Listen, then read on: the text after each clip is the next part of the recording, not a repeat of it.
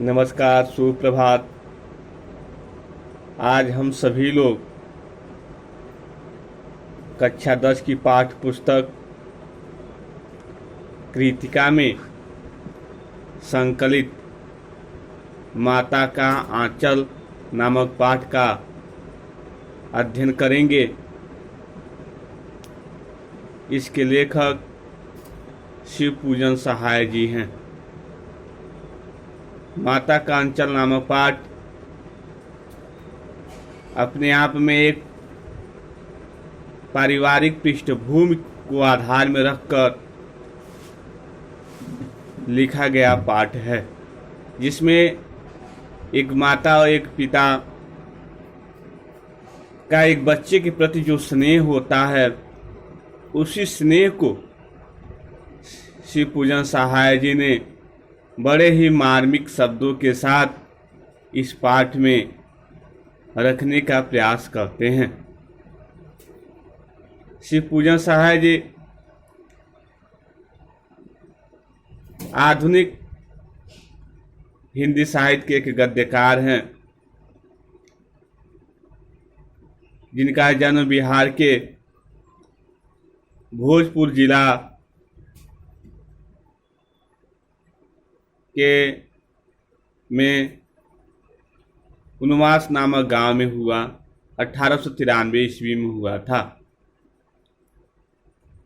पारिवारिक स्थिति काफ़ी बेहतर न होने के कारण 10वीं परीक्षा पास करने के बाद बनारस के एक अदालत में नकलनवीस की नौकरी करना शुरू कर देते हैं। उसके बाद से हिंदी भाषा में उनका रुचि इस तरह से उमड़ता है कि हिंदी भाषा के पठन पाठन में भी अपने आप को लगाने का प्रयास करते हैं और इस तरह से वह हिंदी भाषा के विकास में अपना सर्वांगीण योगदान देने का भी प्रयास करते हैं। शिवपूजन सहाय जी गांधी जी के असहयोग आंदोलन सन 1920 से इस तरह से प्रभावित होते हैं कि वह अपनी नौकरी, सरकारी नौकरी का परित्याग कर देते हैं और गांधी जी के आंदोलन में अपना योगदान देने का प्रयास करते हैं। इस तरह से उन्होंने बहुत से गद्य लिखे, देश को एकता के सूत्र में बांधने वाले बहुत से गद्यांशों का, बहुत से उपन्यासों का भी वर्णन किया। उन्हीं गद्यांशों, उपन्यासों में से शिवपूजन सहाय जी ने भारतीय युवाओं के अंदर भी देश के प्रति जो निष्ठा की भावना होनी चाहिए, उसको भी उन्होंने जगाने का प्रयास करते हैं। ऐसे स्थिति में शिवपूजन सहाय जी की तो तमाम रचनाएं हैं। उन्हीं रचनाओं में से एक रचना हमारे सामने दृष्टव्य है, जिसका शीर्षक है माता का अंचल।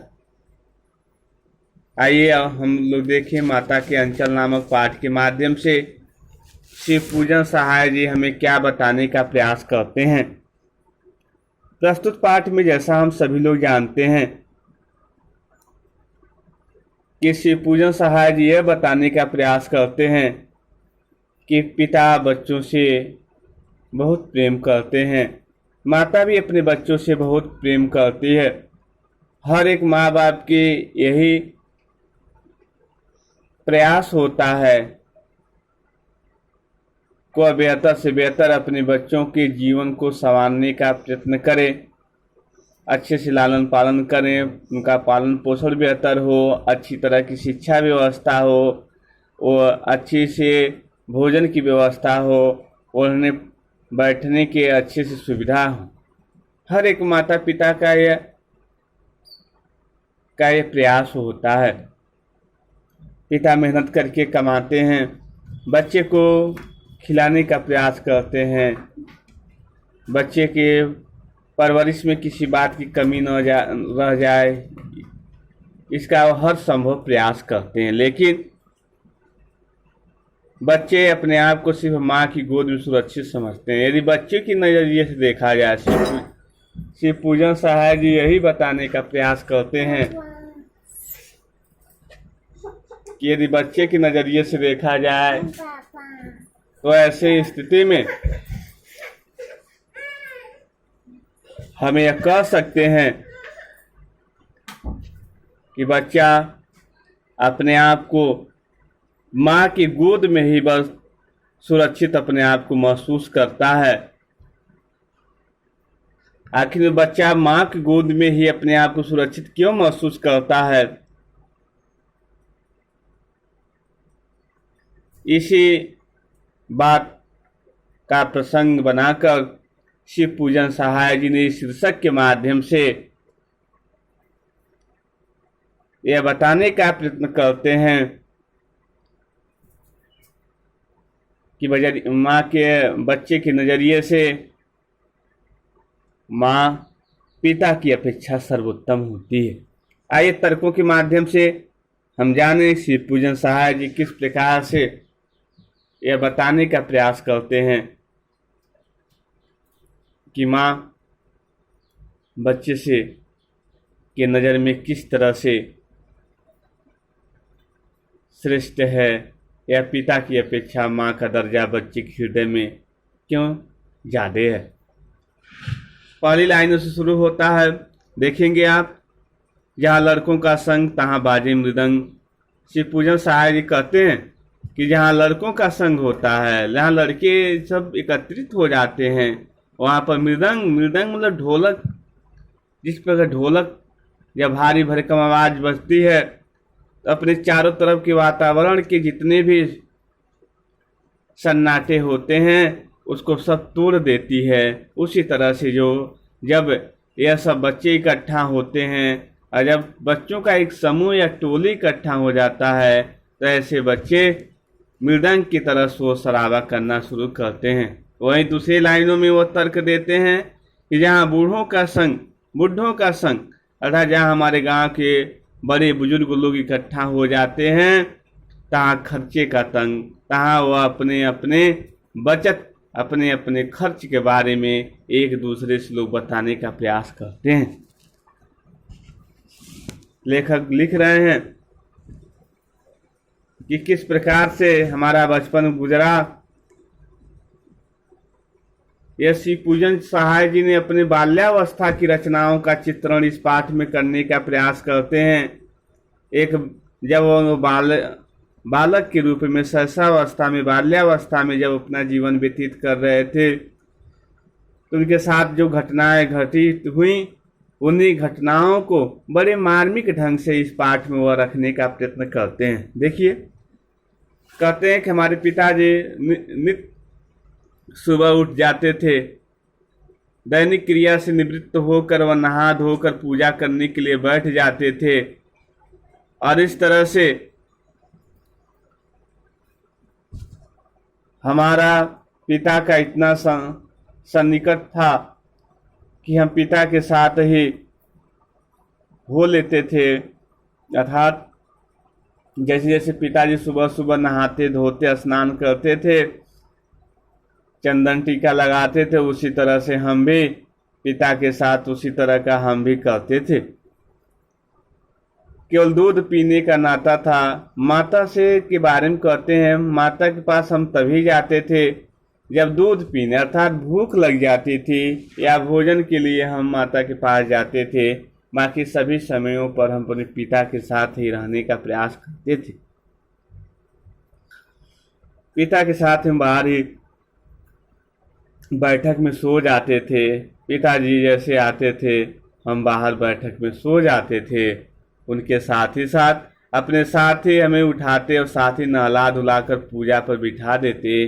पिताजी सुबह अपने साथ ही हमें उठा भी लेते थे और जब नहाते तो उसी समय वो हमें भी नहला देते थे और जब पूजा बैठते थे तो हमें भी पूजा पर बैठा लेते थे। इस तरह से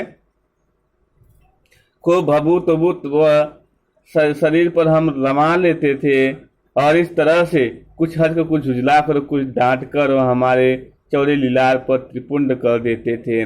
और मेरे चौड़ी लीलार पर वह त्रिपुंड जैसे शंकर भगवान की जो टीका होता है उसी तरह को लगा देते थे।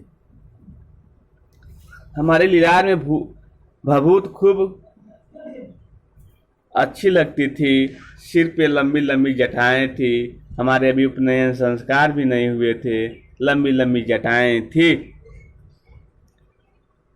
भभूत रमाने में हम खासे बम भोला बन जाते थे। जैसे भभूत लगती थी हम एकदम बम भोला की तरह दिखने लगते थे। पिताजी हमें बड़े प्यार से भोलानाथ करके पुकारा करते थे और मेरे इस स्वभाव को देखने बाद पिताजी हमें भोलानाथ कह के बहुत गंभीरता से पुकारते थे। पर असल में हमारा नाम था तारकेश्वरनाथ, लेकिन बचपन का हमारा जो नाम था तारकेश्वरनाथ था। हम भी उनको बाबूजी कह के पुकारा करते थे, मैया माता को मैया, और इस तरह से हमें वह भोलेनाथ करके पुकारते थे। और हम भी लेकिन मेरे बचपन का नाम तारकेश्वरनाथ था और माता को मैं मैया करके पुकारता था। इस तरह से मैं अपने माता पिता को पुकारने का प्रयत्न करता था। आगे वह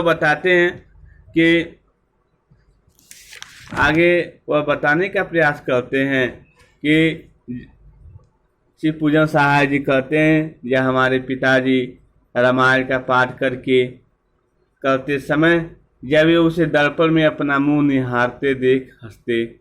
जब पिताजी पूजा पाठ करते थे रामायण की किताबों, रामायण मतलब रामचरितमानस यहाँ पर तर्क है कि किताब का जब वो अध्ययन करते थे तो मैं उनके बगल में बैठा बैठा सामने रखा हुआ जो दर्पण होता है उसमें मैं अपने चेहरे को देखता था और खास करके अपने सर पर लगे हुए उस भभूत को देखता था। और उस तरह से देखने के बाद मैं अति प्रसन्न होता था और मन ही मन मुस्कुराता, या मेरे अधरों पर मुस्कुराहट आ जाती थी। फिर वह हमारे तरफ देखते, पिताजी जैसे हमारे तरफ देखते थे हमें बड़ी शर्म आते थे।